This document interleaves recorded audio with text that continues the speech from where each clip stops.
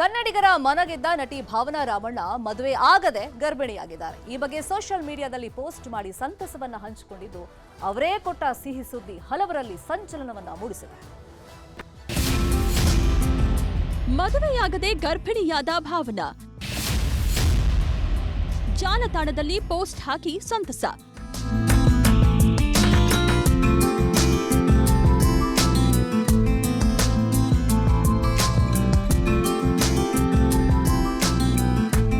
ಭಾವನಾ ರಾಮಣ್ಣ ಚಂದ್ರಮುಖಿ Pranasakhi cinema ಮೂಲಕ ಕನ್ನಡಿಗರ ಮನಗೆದ್ದ ಚೆಲುವೆ.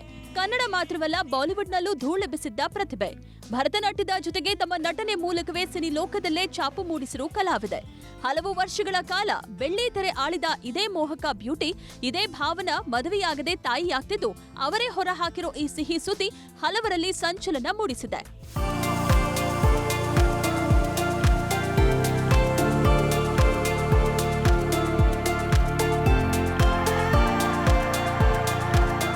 ನಟಿ ಭಾವನಾ 40 ವರ್ಷವಾದರೂ ಇನ್ನೂ ಮದುವೆಯಾಗಿಲ್ಲ. ಆದ್ರೆ ಮಕ್ಕಳನ್ನ ಪಡೆಯುವ ದಿಟ್ಟ ನಿರ್ಧಾರ ಮಾಡಿದ್ದಾರೆ. ಈಗ 6 ತಿಂಗಳ ಗರ್ಭಿಣಿಯಾಗಿದ್ದು ಅವಳಿ ಮಕ್ಕಳಿಗೆ ತಾಯಿಯಾಗ್ತಿದ್ದಾರೆ.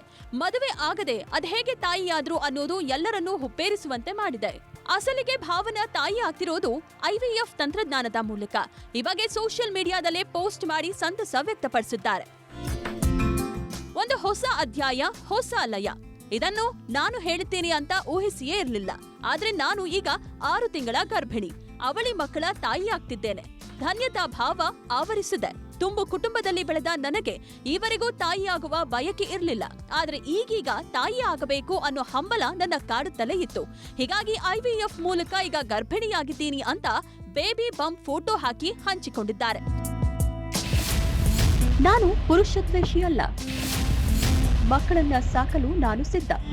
ನಟಿ ಭಾವನಾ ಸಾಂಪ್ರದಾಯಿಕ ರೀತಿಯಲ್ಲಿ ತಾಯಿಯಾಗಲು ಬಯಸಿದ್ರಂತೆ. ಆದ್ರೆ ಮದುವೆಯಾಗದ ಕಾರಣ ಸಹಾಯಕ ಸಂತಾನೋತ್ಪತ್ತಿ ಕಡೆ ಗಮನ ಹರಿಸಿದ್ದಾರೆ. ಇದಕ್ಕಾಗಿ ಮೊದಲು IVF ಕ್ಲಿನಿಕ್ಗಳನ್ನ ಸಂಪರ್ಕಿಸಿದ್ರಂತೆ. ಆದ್ರೆ ಹಲವು IVF ಕ್ಲಿನಿಕ್ಗಳು ಅವರನ್ನ ರಿಜೆಕ್ಟ್ ಮಾಡಿದ್ವಂತೆ. ಆದ್ರೆ ಮನೆಯ ಹತ್ತಿರದಲ್ಲಿದ್ದ IVF ಕ್ಲಿನಿಕ್ನ ವೈದ್ಯರು ತುಂಬಾ ಬೆಂಬಲ ನೀಡಿದ್ರಂತೆ. IVF ಚಿಕಿತ್ಸೆ ಬಗ್ಗೆ ತಂದೆ ಹೇಳಿದಾಗಲೂ ಅವರು ಖುಷಿ ಪಟ್ರು ಎಂದಿದ್ದಾರೆ.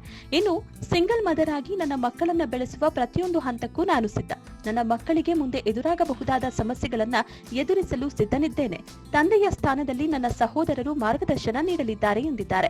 ನನ್ನ ಮಕ್ಕಳು ಪ್ರೀತಿ, ಕಲೆ, ಸಂಪ್ರದಾಯ ಮತ್ತು ಸಂಸ್ಕೃತಿಯಿಂದ ತುಂಬಿದ ಮನೆಯಲ್ಲಿ ಬೆಳೆಯುತ್ತಾರೆ ಎಂದು ತಮ್ಮ ಅಂತರಾಳವನ್ನ ಭಾವನಾ ರಾಮಣ್ಣ ಹೇಳಿದರು. ಒಟ್ಟಾರೆ ಭಾವನಾ ಅವರ ಲವ್, ಮದುವೆ ಕುರಿತು ಕೆಲ ವದಂತಿಗಳು ಹಬ್ಬಿದ್ವು. ಈ ಮಧ್ಯೆ IVF ಮೂಲಕ ಅವಳಿ ಮಕ್ಕಳಿಗೆ ತಾಯಿಯಾಗಿ ಡಬಲ್ ಸಂತಸ ಹಂಚಿಕೊಂಡಿದ್ದಾರೆ. Bureau report, news 18.